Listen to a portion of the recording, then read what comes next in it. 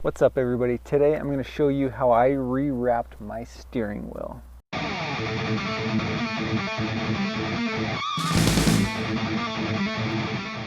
So the idea for this project came from one of Chris Fix's videos where he did the exact same thing. Now I love Chris Fix's videos, but there's one thing that he does you need to be aware of. He makes things look incredibly easy even when it may not be, especially if it's something you've never done before, which is the case for this project.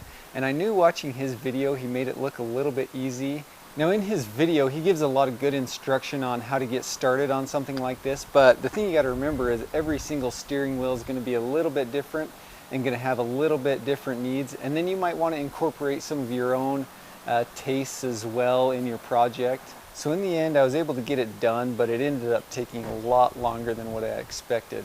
If I start counting my time I put into this project from the time I started, doing some research, shopping for materials, and then the actual work itself, I think I probably have more than 15 hours of time into just wrapping the steering wheel. Now if you consider your time very valuable at all, you can quickly realize that it's going to be a lot easier just to buy a whole new steering wheel and install that. Having said that, let's go through the process I used to wrap my steering wheel. So this is the stock steering wheel here. It's how I bought the car. As you can tell, it's disgusting. I hate touching it. I feel like I have to wash my hands after every time I drive the car. So to get the steering wheel off, the first thing I need to do is to take this little cover off right here. And it's pretty easy, it just comes right off. Once you get that cover off, inside there's a bolt. We're gonna pull that off, and then I should be able to just pull this whole entire steering wheel off.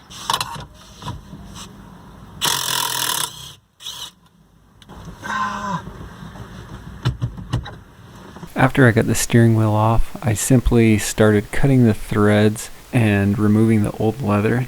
It came off pretty easy, not too much hassle. There is a lot of glue holding the leather on also, so you're just going to want to peel it off and just make sure you clean all that old glue off as well.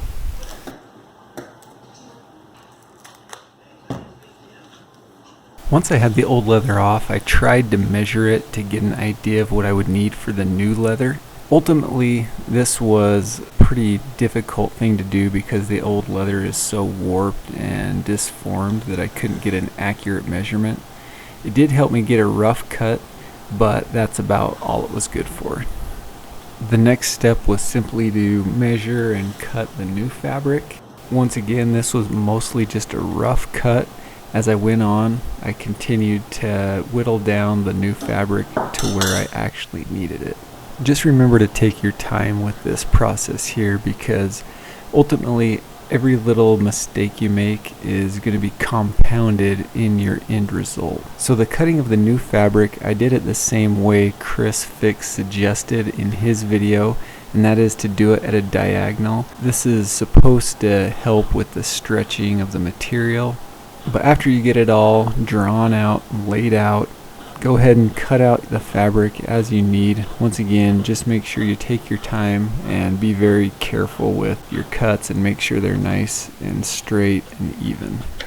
For the needles, I used some fabric needles. I got them in a little kit. I started out using the smaller of the two rounded needles, but ultimately decided that the larger rounded needle was the best. Due to my inexperience, I decided to sew a test piece onto the steering wheel. This was my first go at it here.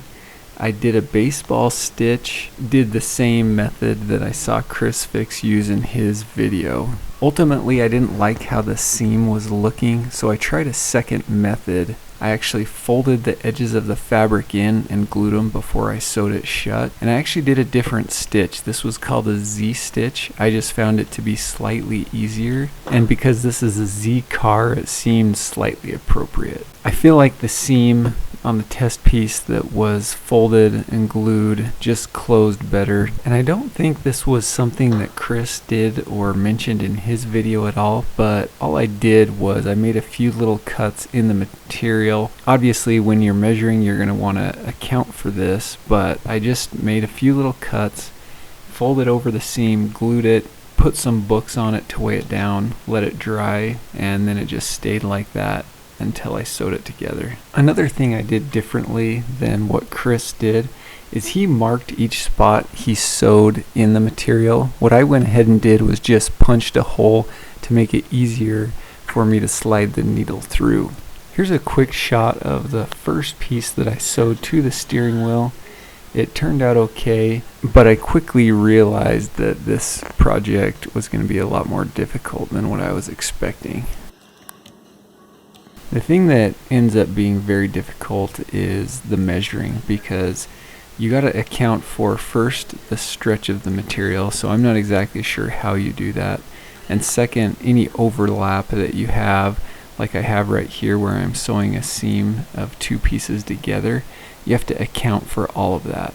And so if there's any little discrepancies, it just makes your end product not look very good.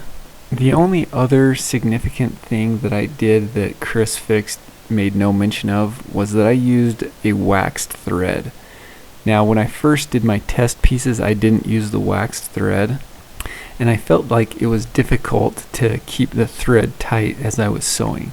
The waxed thread, as you pull it tight, it just kind of stays tight, and so I felt like that was a benefit. The downside to using it was that I didn't have as many options in colors. There is the option of adding wax to existing thread. Alright, so here's the final product. We're going to get in here a little closer so you can see all the good and the bad. First off, obviously the color, it doesn't match, which is my own fault. I knew that going in. I just liked the feel of this material better than any of the other ones that were at the fabric store. So ultimately I can live with that decision because I knew that going in that it was going to be slightly different. Having said that, it's actually more discolored than what I thought it was going to be. When you get this out in the sunlight, it's a lot lighter than what I thought. I thought it was going to be kind of a light tan, but out in the sunlight it almost just looks white. The second thing, you know, the stitching doesn't look great. I was in a hurry and this was the only color of thread that I could get. I can live with that too. I knew that there was going to be an issue there. And then you come down here, this is where I started. And I first started measuring the stitches out. I think I did 5 millimeters and it was just taking forever and they were so close. Right about here, I just started going 10 millimeters. And honestly, I wish I would have done that the whole way around. It speeded up the process quite a bit. I think it still looks fine, and it honestly made it a whole lot easier doing that bigger stitch. And then of course I had 3 different pieces of fabric. I started out doing this because the stock steering wheel, it actually has 2 pieces of fabric. It has one that goes all the way across the top over to here, and then the second piece is the bottom. So I did the bottom, but I soon realized for me to try to measure and cut one piece that was going to go all the way across the top and actually have both of these parts right here match up, it was going to be basically impossible for me to do it. I'm sure anybody that does any kind of fabric or upholstery work is probably just laughing at this job here. To sum it up, the best way that I think this looks, it kind of looks like the Frankenstein monster after he's been sewed up. You can see under here, this is where everything kind of came together, and luckily that's not too visible because it's pretty horrendous right there. But overall, I mean, as far as the feel goes, I actually really like the feel, and I'm just glad I'm done with it. I made a misstitch right here. When I was getting towards the end, I was just so done with this project. I was just trying to hurry and finish it up. Over here, you know, I was measuring everything. Here, I just freehanded it. Overall, unless you are really dedicated to doing this, I just don't think it's worth it. I would just buy a new steering wheel. Ultimately, I guess I'm glad I tried it just to get the experience, but I don't think I'm ever going to do this again.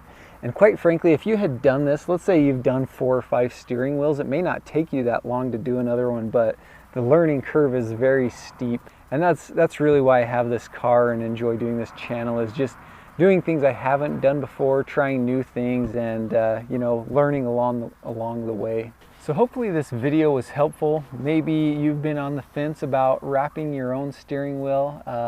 Hopefully this gives you a little more insight as to whether you want to do that or not. If you want to see more car videos or want to see me do more projects on this car, just click my logo to subscribe. And thanks for watching.